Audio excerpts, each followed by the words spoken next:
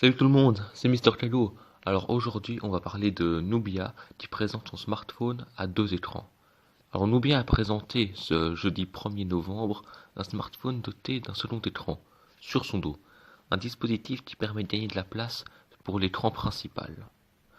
Pour proposer un écran réellement borderless, les constructeurs souvent rivalisent de créativité.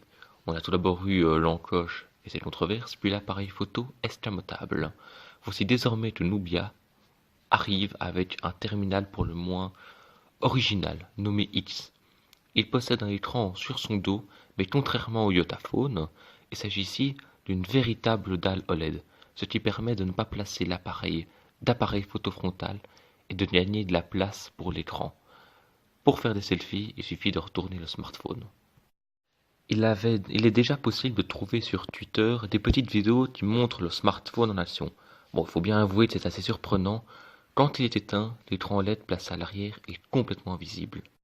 En tout cas, assez pour donner l'impression de regarder un dos de smartphone classique.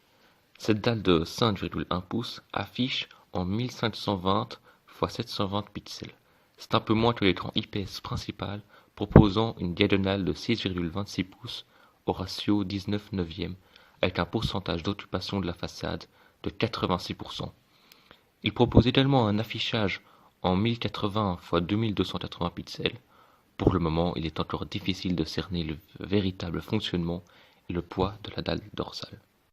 On n'a encore que peu d'informations concernant la fiche technique du smartphone, mais grâce à l'organisme de certification TENAA, on sait cependant qu'il dispose d'une batterie de 3800 mAh, d'un maximum de 8 Go de RAM, d'une puce Snapdragon 845 et qu'il tournera sous Android 8.1. Mais difficile à savoir si le terminal sortira un jour de Chine. En attendant, il faudra surtout tenter de débattre de la véritable pertinence de ce second écran qui ne sert qu'à gagner quelques pourcentages d'écran sur la façade. À noter cependant que Nubia n'est pas son premier d'essai. À l'IFA 2008 de Berlin, l'entreprise chinoise présentait aussi un hybride montre-smartphone.